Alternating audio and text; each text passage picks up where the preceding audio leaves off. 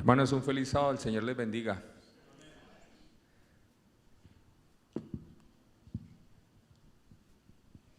Quiero agradecer a los hermanos por esa alabanza. Bienvenidos también, profe Asdrúbal, bienvenido. Cada una de las personas que nos visitan desde otros lugares y aún ustedes, hermanos que son miembros de la iglesia, también un abrazo para cada uno de ustedes en esta mañana. Entre los hermanos cantaban, me preguntaba en el cielo cómo será escuchar a los ángeles, ¿no? Nosotros pues la voz de un ser humano no es nada comparada, ¿no? Porque allí vamos precisamente a adorar y alabar el nombre de nuestro Dios en gratitud por todo lo que el Señor ha hecho por ustedes, hermanos, y también por mí. Vamos a bajar nuestras cabezas allí donde nos encontramos y vamos a orar. Eterno y poderoso Padre que estás en lo alto y sublime del cielo, gracias te damos, Señor, porque has dispuesto provisión para cada una de nuestras necesidades, porque, Señor, tienes misericordia de nosotros, aun cuando en el mundo hay terremotos y calamidades. Padre Celestial, tu misericordia llega hasta nosotros y aún llega hasta ellos también, Señor, porque sabemos que tus hijos nunca serán desprotegidos. Ahora que vamos a abrir tu palabra y a escuchar este mensaje, Señor, te ruego que me uses como un instrumento tuyo, Señor, para que puedas hablar a nuestros corazones, motivados por lo que hemos de aprender, Señor, podamos responder al amor que tú nos ofreciste a través de Cristo Jesús en la cruz del Calvario. Te lo imploramos y agradecemos en el poderoso y santo nombre de nuestro Redentor y Salvador, Cristo Jesús. Amén. Amén. Bueno, mis hermanos, esta meditación que en la mañana pues vamos a tener la oportunidad de escuchar, he tratado de tenerla en 3 lugares, o sea, en 3 oportunidades anteriores. No es algo que digamos se me haya ocurrido a última hora, y pues ustedes son las personas que Dios ha puesto en este lugar para que escuchen este mensaje, y es mi deseo y oración, en primer lugar, con este servidor, para que podamos en realidad ser conscientes de cuánto nos ama el Señor y qué espera Dios de ustedes y de mí. Como podemos nosotros apreciar, acá en la parte de atrás, no sé si se puede bajar un poquito la luz para que vean. Les agradecería ya los amigos de sonido. Vamos al slide anterior. No, bajar un poquito la intensidad de la luz y vamos al slide anterior, a la primera de la presentación. Gracias. Ahí observamos algunos logos, ¿no? Para nosotros quizá la mayoría son conocidos. De mi izquierda a derecha está la Iglesia Adventista del Séptimo Día, movimiento reconocido como Alianza, una denominación. Los pentecostales usan normalmente ese logo. Los Testigos de Jehová, en mi parte inferior derecha, jw.org, bueno, esa es la extensión ahí. Tenemos a la Iglesia de los Santos de los Últimos Días, y a mi derecha, Movimiento Misionero Mundial, ¿cierto? Muchas denominaciones. En las Sagradas Escrituras está que al final del tiempo muchos dirán Señor, Señor, ¿cierto? Predicamos, hicimos esto en tu nombre, pero ¿qué nos diferencia a nosotros de las otras denominaciones? Nosotros como el pueblo de Dios, porque yo estoy seguro, y así lo siento, somos el pueblo escogido de Dios. Quizá algunos de ustedes digan, bueno, el sábado, ¿no? Porque solamente los judíos, algunos bautistas del Séptimo Día y los adventistas, tengo conocimiento que observan el sábado. Esa es la diferencia del sábado. Si podemos de pronto bajarle, siento como un eco en el sonido, bajarle la intensidad, gracias. De pronto otro diga, no, la ley, es que los demás no observan la ley, nosotros sí la observamos. Quizá algunos digan, no, Levíticos, los alimentos, es que nosotros somos cuidadosos con la alimentación y no consumimos de estos o aquellos animales. Pues hermanos, quizá esas son las formas externas, pero en esta mañana vamos a descubrir verdaderamente qué debe diferenciar a un hijo de Dios de aquellos que simplemente profesan el nombre de Jehová. La pregunta, ¿y dónde radica la diferencia entre las denominaciones y el pueblo de Dios? Es cómo somos salvos, o cómo somos nosotros, ¿qué? Justificados. Ahí está, hermanos. Quizá ustedes digan, pero eso no es importante, no es fundamental, hermano. Sí es muy importante. Quiero invitarles para que abran sus escrituras en el libro de Romanos capítulo 3. Vamos en esta mañana a estudiar tres, pues no llamaría yo como corrientes, sino tres puntos de vista de los autores bíblicos, incluido el mismo Señor Jesucristo, que explicó cómo el hombre puede ser justificado. Y vamos a ver nosotros en dónde nos vamos a ubicar, o en dónde es que hacemos nosotros la diferencia, cómo somos salvos. El apóstol San Pablo, pues el apóstol de los gentiles, era un hombre bastante versado, ¿verdad? Conocía mucho de las Sagradas Escrituras y fue quien el Señor asignó para llevar el evangelio a aquellos que no eran judíos en su entorno. Dice Romanos capítulo 3 verso 20, ya que por las que obras de la ley algunos seres humanos serán justificados. Así dice el texto. Dice, ningún ser humano será justificado. Por las obras de la ley nadie es justificado, nadie puede ser salvo. Dice, agrego, delante de él, porque por medio de la ley simplemente es el ¿qué? Conocimiento del pecado. Ahí dice Romanos 3:20, ¿cómo no somos salvos? Nos dice, no es por las obras de la ley. Pero en el versículo 24, hermanos, sí nos dice el apóstol Pablo, ¿cómo si somos nosotros qué? Justificados. Dice, siendo justificados gratuitamente, ¿por qué? Por su gracia, mediante la redención que es ¿en quién? En Cristo Jesús. Entonces, hasta aquí puedo yo concluir que no hay nada que el ser humano pueda hacer para justificarse, que la salvación o la justificación es gratuita. O sea, ¿me vale mucho? No, porque algo que es gratis es algo asequible, ¿no? Y esa justificación viene a través de algo que se llama gracia, gracia redentora. El versículo 27 del mismo capítulo 3 dice, ¿dónde pues está la jactancia? Le dice Pablo allí a los romanos. Dice, queda excluida. ¿Por cuál ley? ¿Por la de las obras? No, sino por la ley de la fe. Otro ingrediente nuevo, ¿no? Gracia y ¿qué? Y fe. Él habla acerca de una ley de la fe. Dice la traducción lenguaje actual, en este versículo 3:27, me parece muy acertada, dice lo siguiente, ante Dios no tenemos nada de qué estar, ¿qué? Orgullosos. Ante Dios no hay nada que me motive a estar orgulloso, pues Dios nos acepta porque confiamos en Jesucristo y no por obedecer la ley. Ahí agrega la ley de Moisés. En otras palabras me dice el apóstol Pablo, Mario, si usted viene aquí a la iglesia los sábados, si usted paga el diezmo, si usted no come animales inmundos, de eso que no se sienta orgulloso, porque eso de nada ¿qué? De nada vale, según el apóstol Pablo. Eso no importa. No se jacte de nada vale, porque eres salvo por la ley de la fe, mediante la ¿qué? Mediante la gracia. Entonces la pregunta del millón, ¿para qué existen las reglas o las normas o los mandamientos si no soy salvo por las obras? Como que no tiene sentido, ¿no? ¿Para qué Dios dio los mandamientos si ya Pablo nos dice, todo lo que usted haga de nada sirve para ser salvo? De nada me sirve entonces guardar el sábado, de nada me sirve no comer cerdo, de nada me sirve devolver fielmente ¿qué? El diezmo. Esa es la hipótesis 1. ¿Quiénes están de acuerdo con esa hipótesis? Ninguno, hermanos. O sea, ¿no creen en lo que Pablo escribe? Pues yo sí, hermano, yo sí estoy convencido de que lo que dice ahí, eso es cierto. Porque no vamos a ir en contra de Pablo, pero vamos a ver otro punto de vista. ¿Alguien superior a Pablo fue quién? Pues fue nuestro Señor Jesús.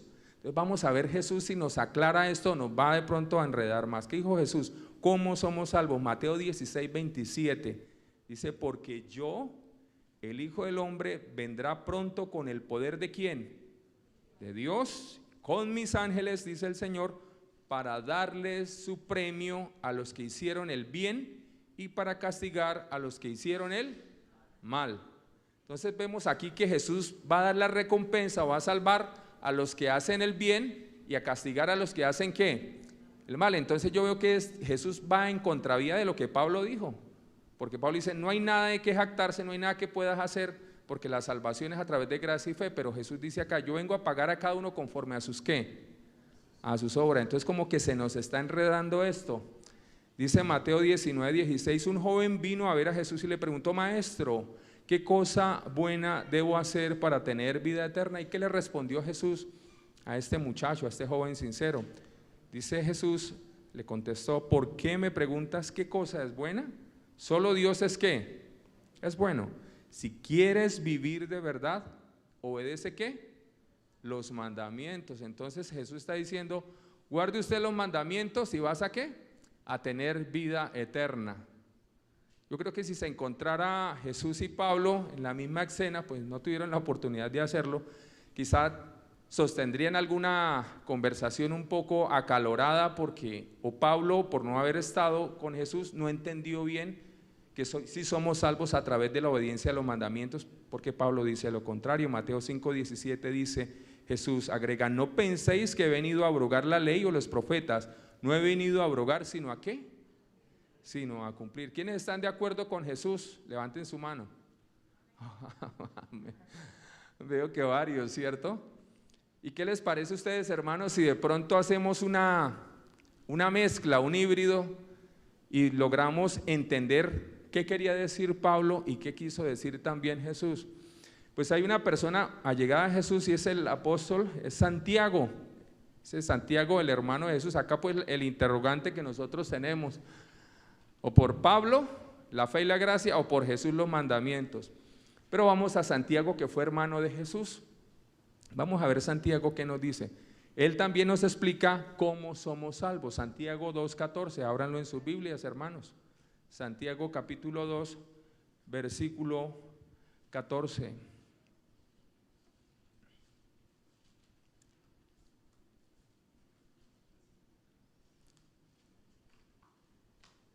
Hermanos míos, ¿qué aprovechará si alguno dice que tiene fe y no tiene obras?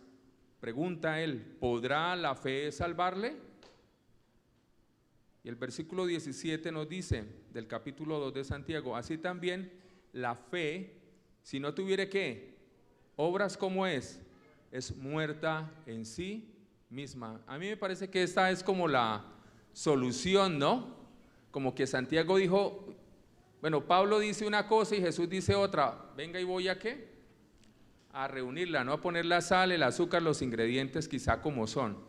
Dice el verso 20 de Santiago 2, mas quiere saber, hombre vano, que sin la fe, que la fe sin obras es muerta. El verso 21 dice, no fue justificado por las obras Abraham nuestro padre cuando ofreció a su hijo Isaac sobre el altar.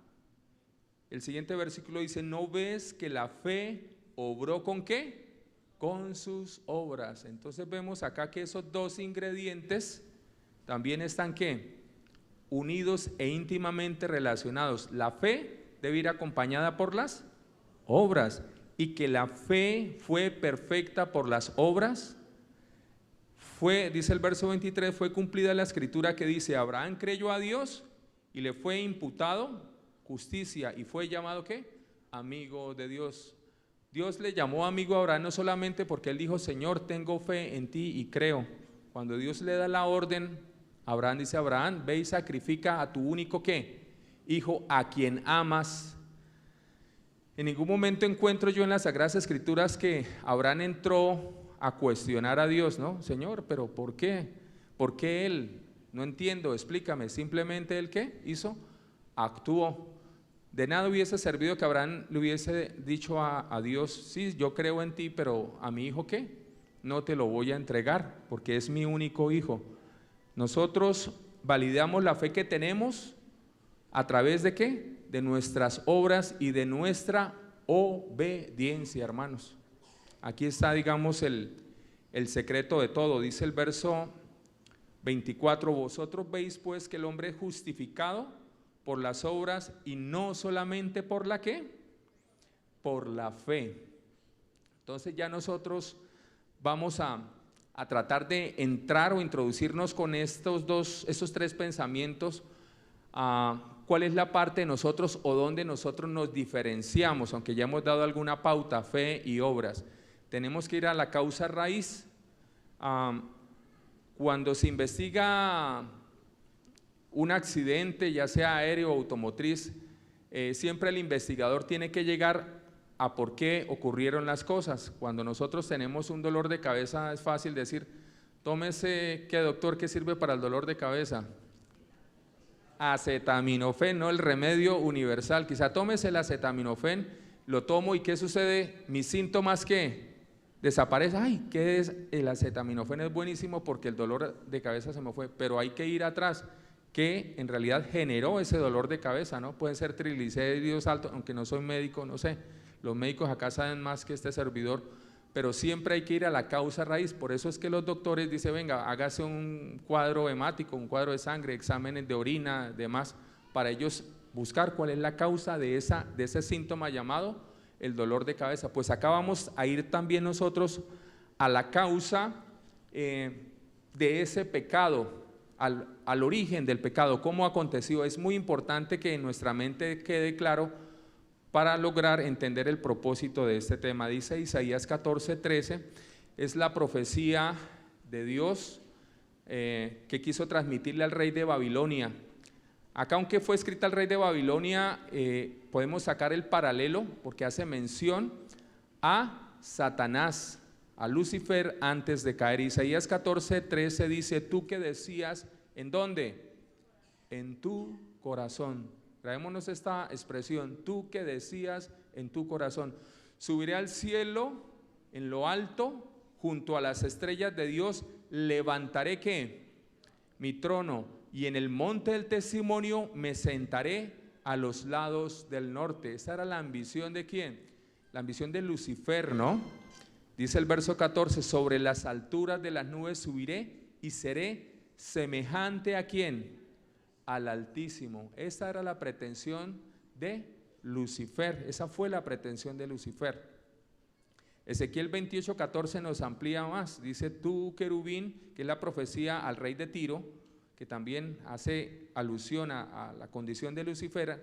Dice tú querubín grande, protector, yo te puse en el santo monte de Dios, allí estuviste.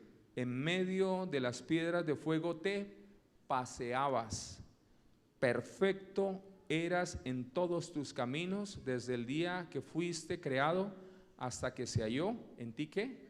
Maldad. Y el verso 17 dice, se enalteció ¿qué? Tu corazón a causa de tu hermosura, corrompiste tu sabiduría a causa de tu esplendor. Yo te arrojé por tierra delante de los reyes y te pondré para que miren en ti. Ambos textos, tanto el de Isaías como el de Ezequiel, nos habla de un ser perfecto que le había sido dado mucho poder y mucha autoridad en el cielo y que de un momento a otro, porque el pecado es un misterio, dice que se enalteció tu corazón. Algunas otras versiones dice a causa de tus múltiples contrataciones, acá señala de tu hermosura. Él se contempló que era, y Satanás era un ángel exaltado en el cielo, ¿no? Contempló que podía llegar a ser semejante a Dios. ¿Por qué no ser igual a qué? A Dios. ¿Desean ustedes ser iguales a Dios? ¿Es pecado desear? Cuando Dios dice, sed pues vosotros santos, como yo soy santo, ¿es malo hacerlo? ¿Quiénes creen que es malo desear llegar a la santidad de Dios? Levanten su mano, ¿que es malo hacerlo? Entonces, levante la mano los que creen que debemos ser santos como Dios. Bueno, amén, hermanos, y no sienta vergüenza de hacerlo, porque es que usted no puede hacerlo por sus propias fuerzas, es Dios el que genera en usted el querer como el hacer por su buena voluntad. La diferencia entre Satanás, que quería ser igual a Dios, es que él no quería el carácter de Dios, sino quería el ¿qué? Poder de Dios. Dice algunos textos de Historia de la Redención, el origen del pecado está en el corazón. El corazón es un símbolo, por así decirlo, de la mente o del pensamiento. ¿Recuerdan ustedes en la parte anterior que decía, tú que decías en tu corazón, Isaías 14:13 y Ezequiel 28:17, se enalteció tu corazón? Apreciados hermanos, el pecado comienza ¿en dónde? En la mente. A veces nosotros decimos, o dicen las noticias, el presunto ladrón, el presunto asesino, porque no se le ha hecho juicio, ¿no? Aunque en el video que nos muestra está agrediendo al otro. Pero eso que dice de presunto, pues en primer lugar no es presunto porque hay la evidencia. Pero cuando yo consumo el pecado, que es la acción, ya antes, instantes antes, el pecado ya está ¿en dónde? En mí. Simplemente eso es la marca del pecado, la mala acción. Dice, el pecado tuvo su origen en el egoísmo. Lucifer deseó ser el primero. ¿Se acuerdan ustedes, hermanos, que entre los apóstoles había disensión, no? Y que algunos hermanos le dijeron a la mamá, mamá, usted que le sirve a Jesús y viene allegada a él, dígale que me ponga a mí en la derecha y ponga a mi hermano a la izquierda de él. Siempre el ser humano ha deseado ser el primero. Lucifer sembró duda en la mente de los ángeles que lo creían perfecto, porque era muy amado y reverenciado por la hueste ¿qué? Angelical. La estrategia de Satanás hoy día con nosotros también, hermanos, es generar ¿qué? Duda, y lo vamos a comprobar. Representó falsamente a Dios, atribuyéndole el deseo de ensalzarse.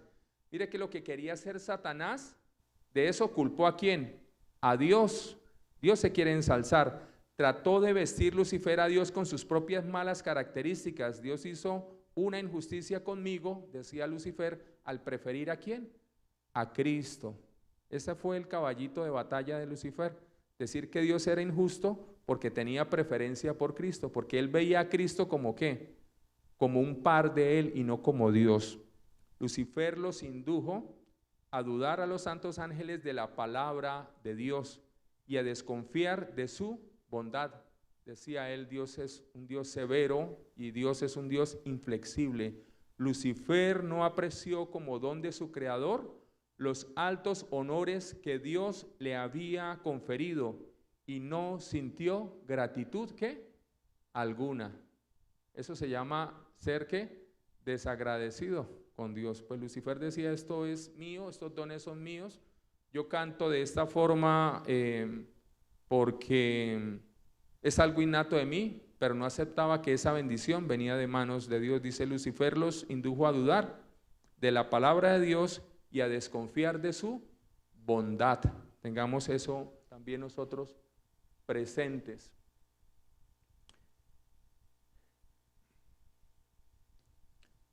Lucifer se gloriaba de la belleza y elevación y aspiraba a ser ¿qué? Igual a Dios. El origen del pecado, hermanos, está en el orgullo y está en la ambición. Condición y sentimientos y emociones que nosotros como seres caídos también albergamos hoy. ¿En dónde? En nuestro corazón. El Hijo de Dios era el soberano reconocido del cielo y gozaba de la misma autoridad y poder de el Padre. Desde un comienzo los ángeles sabían que Cristo era ¿qué? Era el soberano reconocido por Dios y tenía el mismo poder del Padre. Esto no fue algo nuevo para Lucifer, él lo sabía. Cristo tomaba parte en todos los consejos de Dios, mientras a Satanás no le era permitido entrar en los designios ¿qué? Divinos. Se sintió ¿qué? Excluido, ¿no? ¿Por qué Cristo? ¿Y por qué no yo? Este ángel poderoso se preguntaba, ¿por qué había de tener Cristo la supremacía y recibir más honra que él? El caudillo rebelde atrevidamente expresó su desprecio por la ley del Creador. Condenó sus estatutos divinos como una restricción de la libertad de sus seguidores, o sea, los ángeles que se perdieron, y declaró que tenía el propósito que la ley fuera ¿qué? Abolida. Lucifer decía, no necesitamos ley.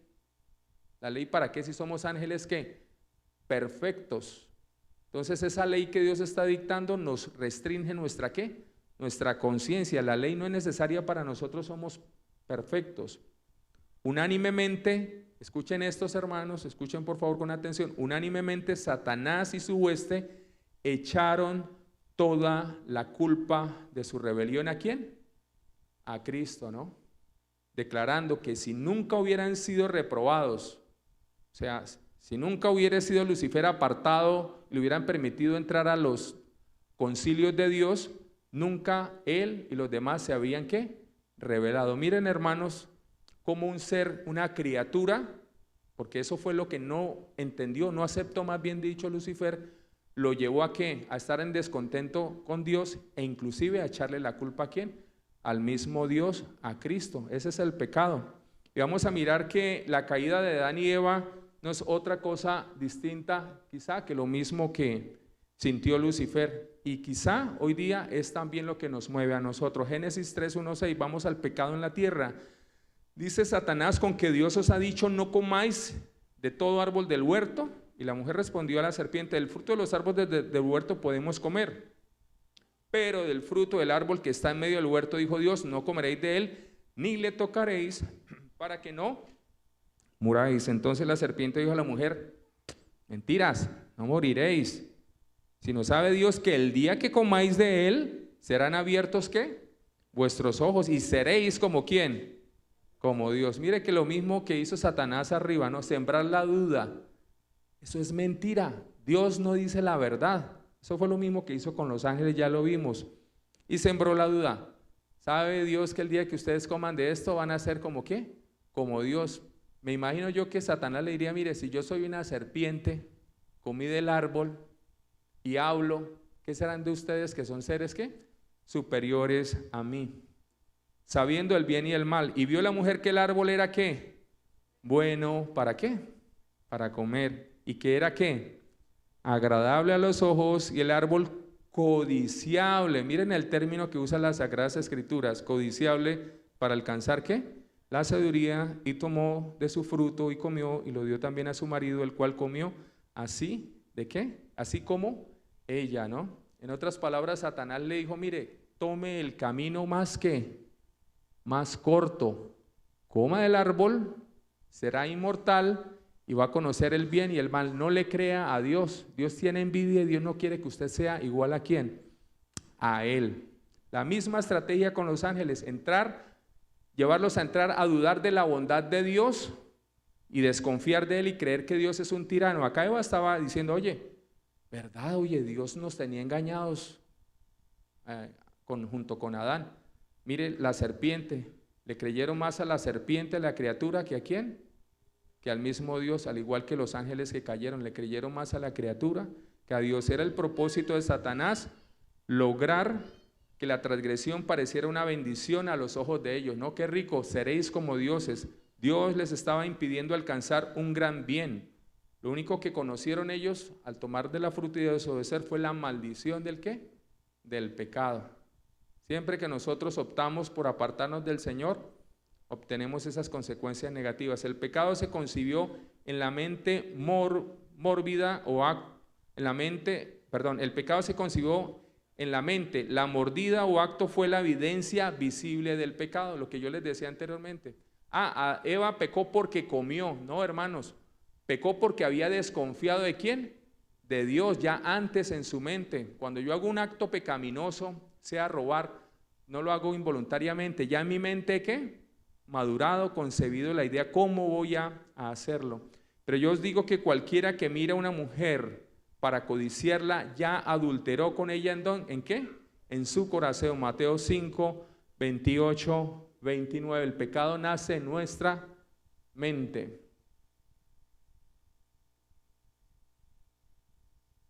Ayúdenme por favor a pasar al siguiente slide. No me funciona el apuntador. La autoridad sobre un hijo no se ejerce argumentando. Ya vamos a entrar al desenlace o a donde los quiero llevar. La autoridad sobre un hijo no se ejerce argumentando o convenciendo, más bien dicho, persuadiendo para que haga ¿qué? Caso. ¿La qué? Autoridad. Si la explicación no es buena, no lo hace. Debe ser suficiente que yo soy su padre y quiero lo mejor ¿para quién? Para mi hijo.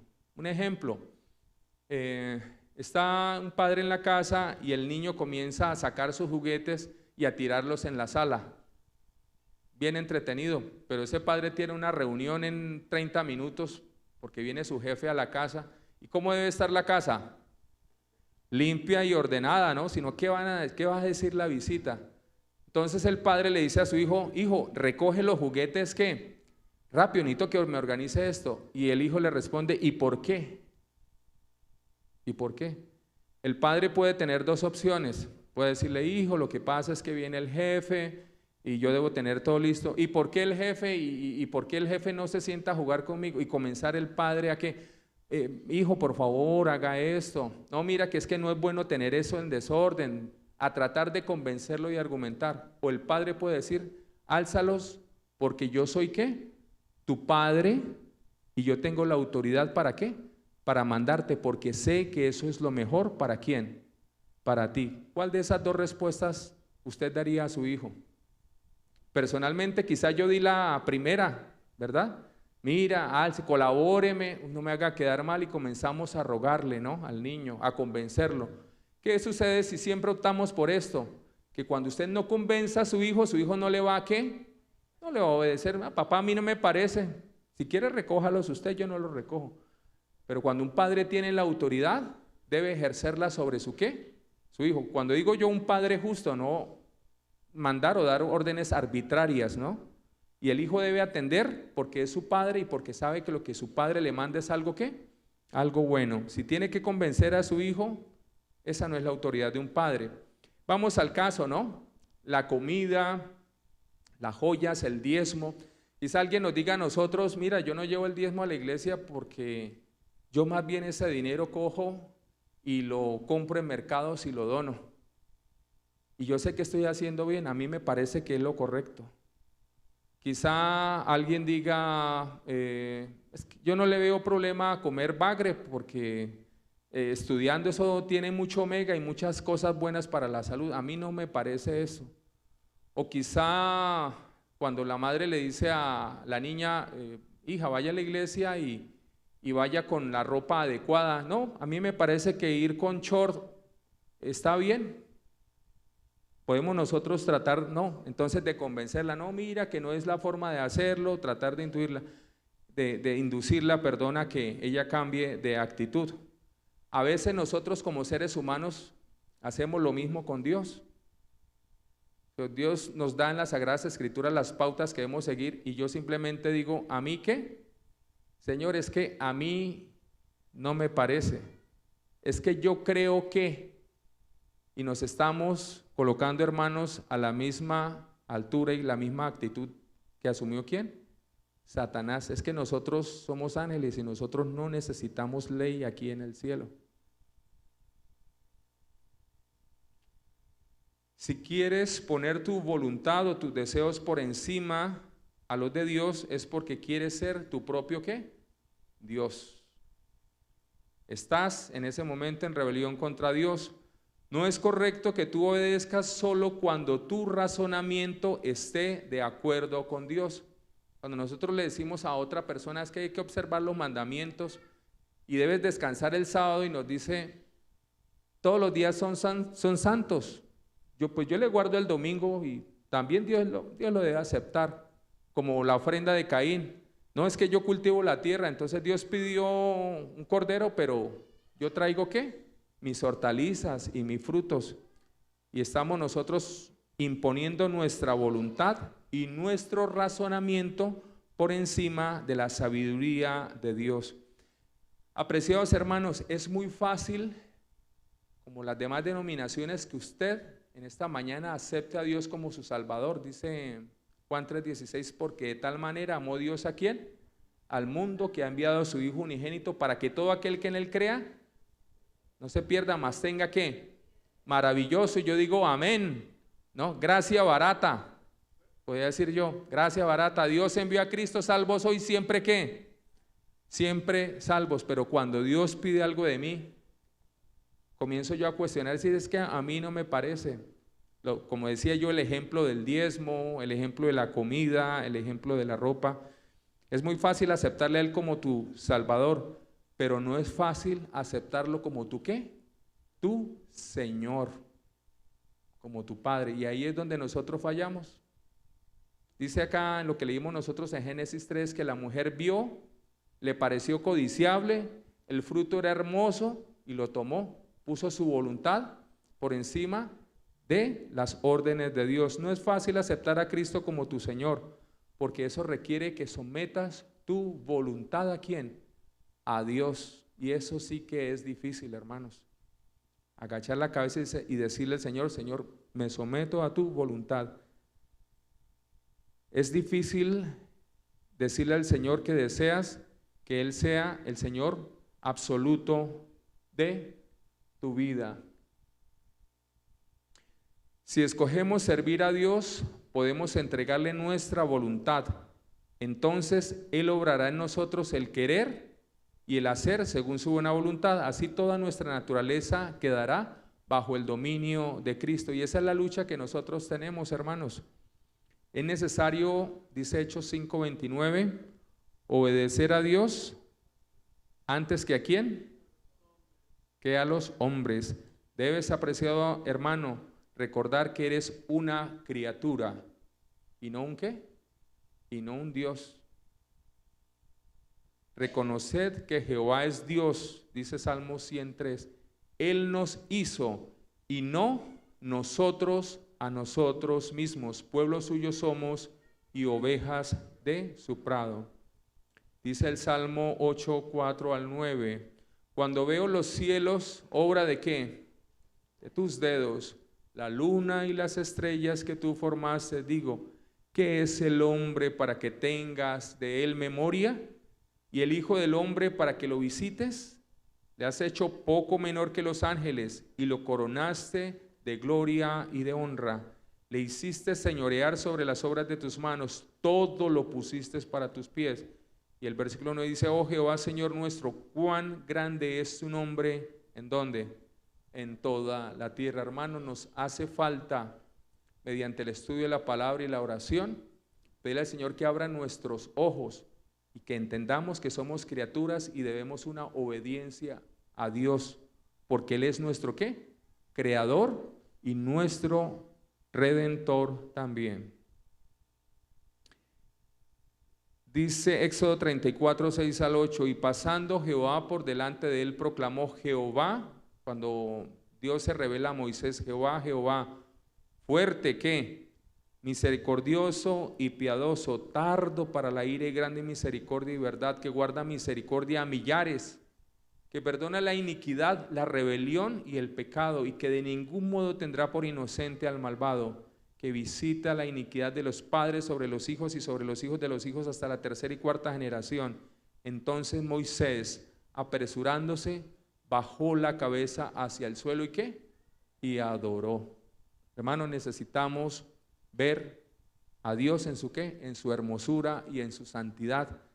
Necesitamos dejar de colocar siempre esa expresión, a mí me parece, cuando en las Sagradas Escrituras, como dijo el Señor Jesús, no, escrito está. Abro un paréntesis, cuando el Señor Jesús fue tentado, respondió ¿con qué? Con la Escritura, ¿no?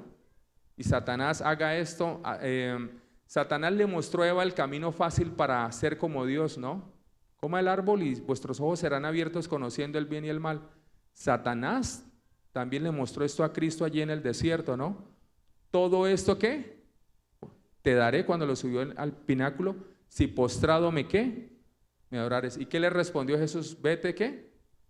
Vete de aquí, ¿cierto? Lárgate de aquí, Satanás. Siempre cuando venga o nos asalte la prueba o la duda, respondamos con un ¿qué? Escrito está. Si Eva hubiese tenido esto en mente, no hubiese ¿qué? No hubiese pecado. Si nosotros tenemos día tras día la certeza y la seguridad que Dios es un Dios santo y está a nuestro lado, hermanos, nosotros no pecaríamos. Seríamos como José, ¿verdad? Cuando la mujer le tentó, ¿cómo puedo hacer este gran mal a mi Dios? En esta mañana la invitación es a que contemplemos a Dios en su hermosura y su santidad y por ningún motivo permitamos que nuestra voluntad, o una a mí me parece, está en contravía de lo que mencionan las Sagradas Escrituras. Dios no nos da explicación de todo, ¿no? Pero es nuestro Padre y le debemos ¿qué? Obediencia. A Eva no le dijo, mira, este es el árbol del bien y el mal, tiene una sustancia que te puede afectar el organismo, te puede hacer daño. Simplemente Dios escogió un árbol cualquiera, ¿no? Dios miró, a ver cuál, pongamos a Eva, de este árbol no coma. Dios en los días de la semana también dijo, ¿va a ser qué? El sábado, aunque en el sábado sí nos justifica, porque en 6 días hizo Jehová los cielos y la tierra, pero hay muchas cosas como el diezmo, ¿no? Dios dice es el 10, no es más ni es menos. Si quieres dar más, pues eso está bien. El problema es cuando nosotros, reitero, ponemos por encima nuestra voluntad. Jehová se manifestó a mí hace ya mucho tiempo diciendo, con amor eterno te he amado, por tanto te prolongué mi misericordia. Jeremías 31:3. Quiero, hermanos, que podamos de este momento en adelante doblar nuestras rodillas y pedirle al Señor que nos ayude a entender que somos criaturas y no somos dioses, para nosotros poner nuestras leyes, para nosotros colocar nuestra voluntad encima de Dios. Eso significa someternos ¿a quién? A Cristo. Que el Señor les bendiga.